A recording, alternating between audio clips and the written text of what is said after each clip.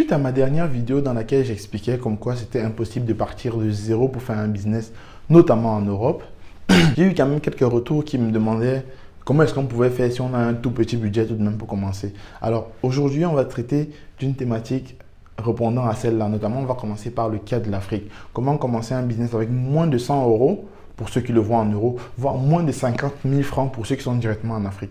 Alors cette vidéo s'adresse à deux types de personnes. Les gens de la diaspora qui en ont marre d'envoyer l'argent au pays, qui aimeraient directement apprendre aux gens du pays à pêcher par eux-mêmes. Et également les gens qui sont au pays, qui ont du mal à trouver un emploi car on sait que c'est une réalité en Afrique. Pour eux, de dire que dès qu'ils ont 50 000 francs, ils peuvent partir sur ces différents business-là. Donc, restez bien jusqu'à la fin de la vidéo et n'hésitez pas à nous dire en commentaire ce que vous en pensez. Et surtout, partagez avec vos amis qui sont dans le cas de figure ou non, que ce soit en Afrique ou en Europe. Mais avant tout cela, générique.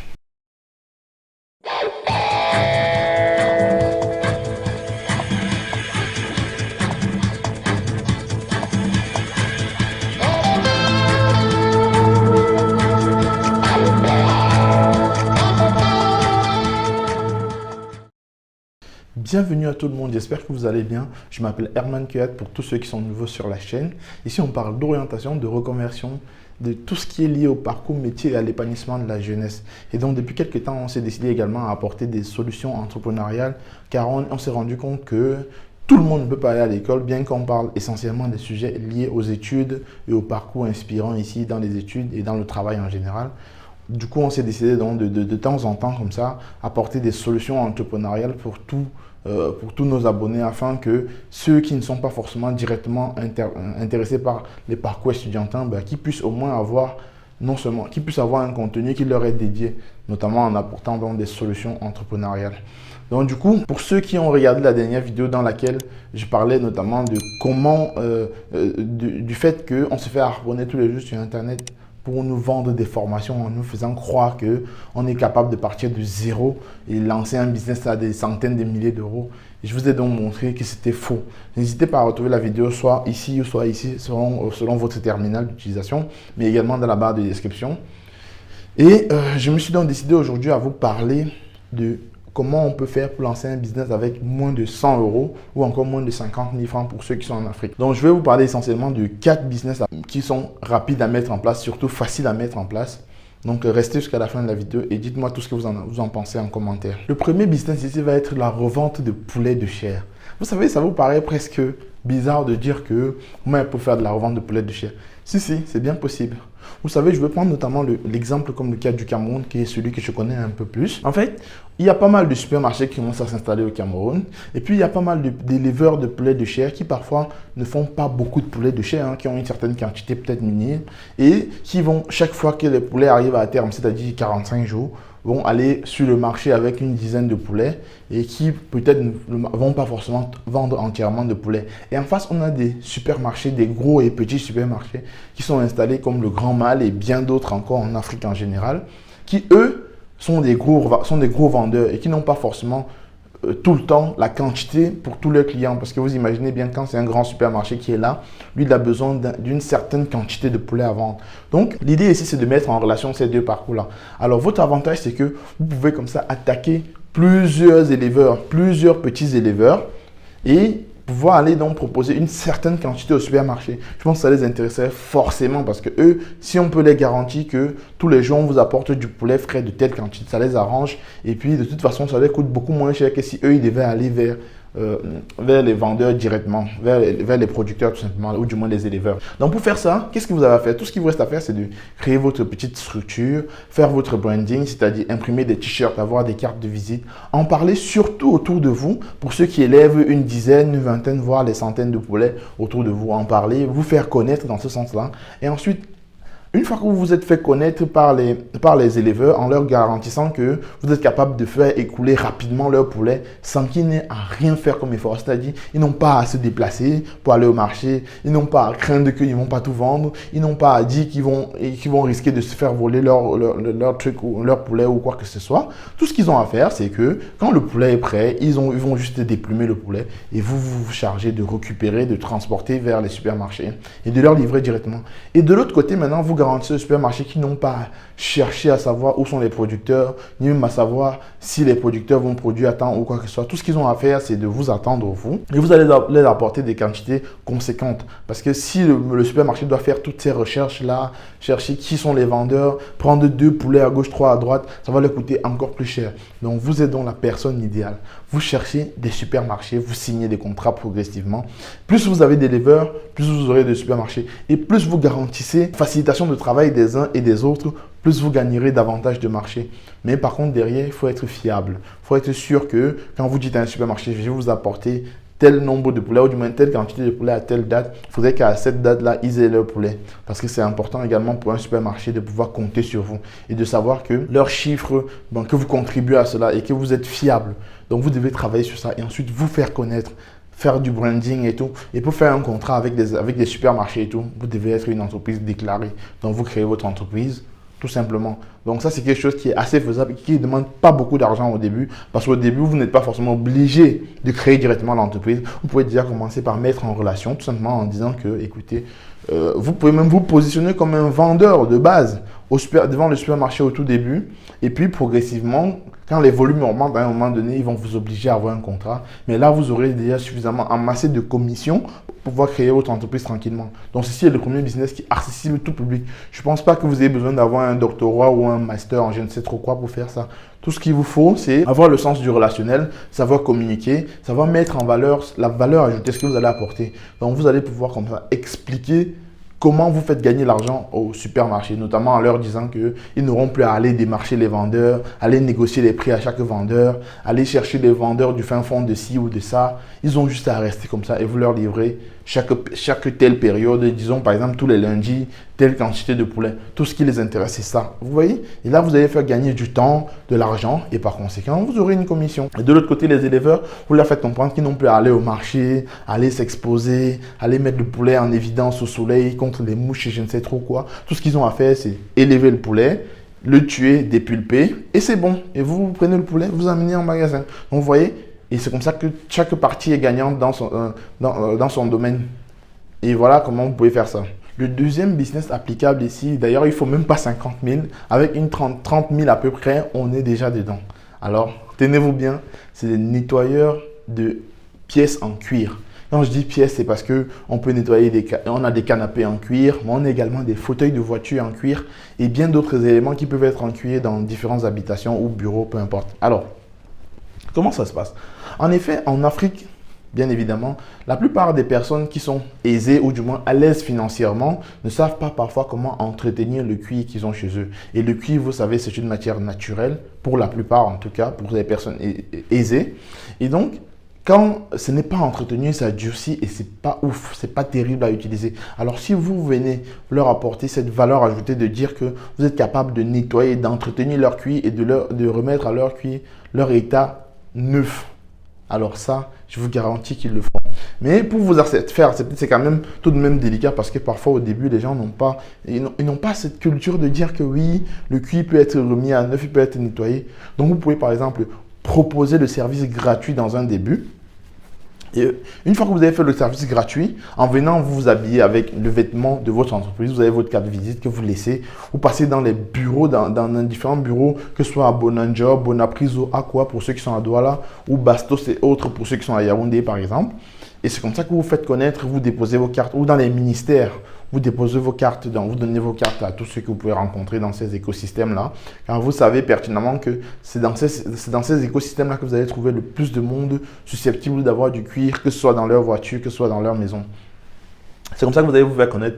Premier service, vous offrez gratuitement, il n'y a pas de souci, vous offrez gratuitement. Et maintenant, une fois qu'ils ont essayé, ils vont voir, ils vont en parler, ils vont parler de vous, ils vont faire savoir que voilà, vous avez telle personne. Et c'est comme ça que de bouche à oreille, le service va évoluer. Maintenant, je tiens aussi à dire un truc, c'est que pour faire ce travail, le besoin que vous avez, c'est juste d'avoir du lait de cuir. Vous allez me demander c'est quoi le lait de cuir? Eh bien, le lait de cuir, c'est un produit qui vient dans une bouteille, tout simplement. Vous allez chez des vendeurs de cirage qui sont des travailleurs de cuir déjà, vous demandez, en moyenne, la bouteille est autour de 10 000 francs. Donc en réalité, c'est l'investissement le plus important que vous avez à faire. Et puis un peu de votre temps et de la démarche commerciale, hein, tout simplement, comme dans tout business, il faut savoir vendre, entre guillemets. Donc vous allez acheter ce lait de cuir là et c'est ce produit qui va vous aider avec un chiffon absorbant et un autre non absorbant, hein. Donc le premier non absorbant, c'est celui que vous allez utiliser pour le lait de cuir pour frotter bien. Vous frottez bien, vous nettoyez. Et puis le second absorbant, vous venez nettoyer et enlever le dernier. Et vous allez remettre le cuir à l'état neuf. Et maintenant, ce truc-là, personnellement, c'est un business qui est accessible tout public. Je dis bien tout public, tout le monde peut le faire. Il suffit de savoir un peu communiquer, hein, tout simplement, et de se donner les moyens d'être un bon challenger, d'avoir la motive, la niaque, comme on dit chez nous. On va le faire. Et je tiens à préciser que c'est un business qui est scalable. C'est-à-dire c'est un business que vous pouvez augmenter progressivement. Vous pouvez embaucher même des gens et aller vraiment à l'échelle, à grande échelle. Donc vous commencez à Douala, hein, vous commencez tout seul. Dès que vous voyez que vous avez 5, 6, 10 personnes, alors vous embauchez donc une personne au début, progressivement 2, 3, 4. Et c'est comme ça que vous envahissez également Yaoundé, Limbe, Bafoussam, Kribi et bien d'autres villes. Donc c'est un business on peut commencer totalement à basse échelle, mais on ne peut pas commencer à zéro comme je le disais déjà dans la vidéo précédente. Donc c'est un peu ça pour cette deuxième vidéo. Et je tiens également à préciser un truc, que le business du poulet également est scalable. Donc c'est également scalable, on peut aller jusqu'à embaucher des gens pour qu'ils aillent directement récupérer directement les poulets dans différentes productions. Donc c'est également scalable, tous ces deux business déjà. Le troisième business dont on parlera ici, c'est le business qui est étroitement lié au deuxième, ce business de nettoyage. Nettoyage ici, j'entends par là, nettoyage des portes, des fenêtres, des vitres en général pour les bureaux et tout. Vous savez, généralement dans les entreprises, il y a des entreprises de nettoyage qui interviennent déjà en Afrique, hein, qui interviennent beaucoup plus en Europe d'ailleurs. En Afrique, j'en connais un peu moins, jusqu'à preuve de contraire. Et si j'en connais un peu moins, ça veut dire que notamment, c'est un marché qui a encore du potentiel, qui a encore plein potentiel. Alors, l'idée ici, c'est quoi? C'est d'intervenir dans les entreprises, nettoyer les vitres, les portes, parce que parfois, les gens viennent laver le sol, mais ils ne nettoient pas forcément les portes et tout. Mais surtout dans les maisons, parce que dans les maisons, parfois, pour ceux qui ont des dames de ménage, elles n'ont pas forcément la compétence pour pouvoir bien entretenir les portes et les fenêtres notamment. Donc, vous allez ici comme ça venir là-bas apporter cette solution-là. Ça coûte un peu moins cher que le deuxième dans le sens où on va peut-être vous payer 5 000 francs au nettoyage des portes de la maison. Mais si vous pouvez faire 2, 3, 4 par week-end, dans un début, ce sera uniquement un travail qui vous fera un complément de revenus. Mais plus tard, vous pouvez le scaler et gagner plus de marché, gagner plus de clients comme ça, chez qui vous interviendrez potentiellement une fois par mois ou 2 fois par mois. Et c'est comme ça que vous pouvez scaler votre business et avoir jusqu'à embaucher les gens. Donc, c'est simple, là, il faudra juste des produits pour nettoyer. Il y a des produits spécifiques. Quand vous allez dans les grands supermarchés, vous allez trouver des produits pour nettoyer les vitres ou nettoyer les portes également. Vous achetez ces produits-là, des serviettes qui vont avec et des petites raclettes pour vitres là. Et c'est comme ça que vous allez de porte en porte. Vous parlez de ce que vous savez faire, mais toujours le branding, c'est très important. Le t-shirt qui va bien avec le logo de l'entreprise, la carte de visite, c'est très important. Et c'est comme ça que chaque fois que vous passez quelque part, vous laissez votre carte. C'est important. Vous allez toujours dans les endroits où vous allez trouver des gens avec des maisons potentiellement ayant ce type de porte, en tout cas, et de fenêtres. Donc, c'est-à-dire dans les ministères, à Bonanjor, dans les grands bureaux. Vous négociez avec des entreprises et vous pouvez tellement scaler que vous pouvez coupler le business numéro 2 qui était le nettoyage de voitures et de cuir à l'intérieur. Vous pouvez coupler les deux avec le nettoyage des vitres, des bureaux et bien d'autres choses. Et comme ça, vous créez une vraie entreprise spécialisée dans le nettoyage et vous ferez parler de vous, de par votre qualité en tant que monsieur propre, mais également qui fait beaucoup d'argent. Donc, c'est bel et bien possible. Donc, c'est un business à ne pas négliger. Et pourtant, pour commencer, il ne faut pas beaucoup. Enfin, on arrive au quatrième business, le plus important. Le plus scalable même surtout. S'il faut retenir un business, je pense que c'est celui-là que vous devez retenir. Et devinez quoi? Vous ne vous soupçonnez même pas. Si je vous dis KFC, vous connaissez tous KFC, la fameuse firme américaine qui fait des fritures de poulet et tout. Eh oui, sauf qu'on va le faire à notre sauce, à notre manière à nous. Suivez le regard. Alors, ce qui se passe, c'est quoi? C'est qu'ici, vous allez acheter du poulet, hein, par contre du bon poulet, avec de la bonne viande. Pas acheter des pouletons, si je peux dire ça comme ça. Hein, ouais, clairement. Donc, vous achetez du bon poulet, hein, de l'ordre de 3 000 francs. Vous découpez bien en petits morceaux comme il faut. Vous faites de la bonne friture. Vous faites du bon piment. Vous faites du très bon piment. Maintenant, à partir de là, il y a un truc quand même que je tiens à préciser, c'est que la plupart du temps en Afrique, quand les gens font tout ce qui est restauration, ils oublient l'écosystème autour de cette restauration-là. C'est-à-dire que vous allez voir quelqu'un qui vend les œufs sur un plateau, ou vendre le poulet dans une bassine et je ne sais trop quoi. Eh bien non, vous allez travailler sur le visuel également. Une fois de plus, ça revient à ce que je disais tout à l'heure, le branding, c'est que vous allez mettre votre poulet à un standing qui est juste rien à voir à la concurrence. Une fois que vous avez bien frit vos poulets, vous les mettez bien dans une assiette peut-être transparente, bien visible, très propre. Peut-être vous travaillez sur des modèles de thermos. À vous de voir comment vous voulez exposer ça. Vous mettez le piment dans des petits bols blancs là, qui sont super bien faits et tout, bien travaillés. Et maintenant, on sait tous que la nourriture, c'est un investissement sûr. On mangera toujours, qu'il y ait la guerre ou pas, qu'il y ait ceci, qu'il y ait cela, qu'il pleuve, qu'il neige. La nourriture reste un investissement très sûr. Et bien, une fois que vous avez fait frire vos poulets, vous avez mis dans les bonnes bassines, vous allez voir les barman. Vous savez, au Cameroun en particulier et bien dans d'autres pays africains, quand on boit, il faut du bon piment. Quoi de mieux que du bon piment avec du bon poulet? Et bien, vous allez voir tous les barman, vous négociez avec eux, vous leur parlez, vous leur dites... ils auront leur commission, tout simplement, je ne sais pas, moi vous négociez avec eux, vous faites un partenariat et vous déposez une assiette de poulet dans tous les bars qui auront accepté votre partenariat. Aussi simple que bonjour.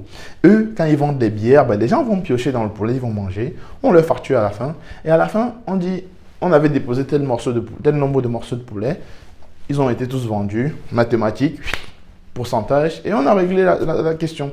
Maintenant, plus vous aurez de bars, plus vous aurez d'argent à vous faire. C'est aussi simple que bonjour. Et je tiens à préciser qu'au Cameroun, et je suis sûr que c'est le cas dans tous les pays de l'Afrique francophone quasiment, dans les bars, on met du poulet bien frit. Les gens vont manger et bien manger avec du bon piment. Surtout quand ils sont en train de boire, c'est l'un des meilleurs accompagnements qu'ils puissent avoir. Donc vous le faites comme ça.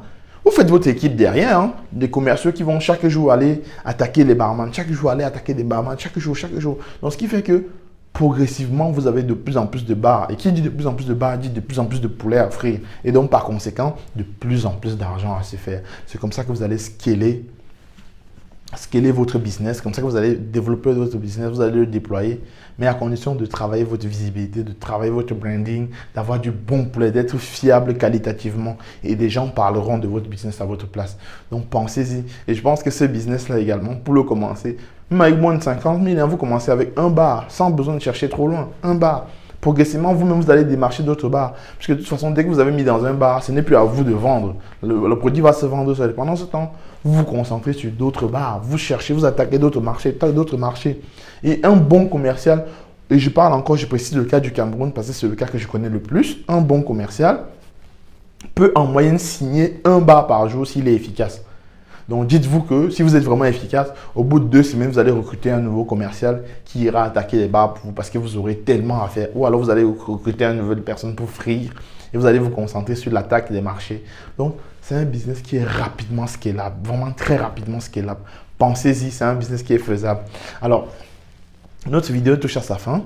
J'espère que vous avez appris quelque chose au travers de ces différents business-là et que vous allez mettre en application au moins une de ces idées-là. Merci à vous d'avoir regardé jusqu'ici. C'était Herman. Ciao, ciao.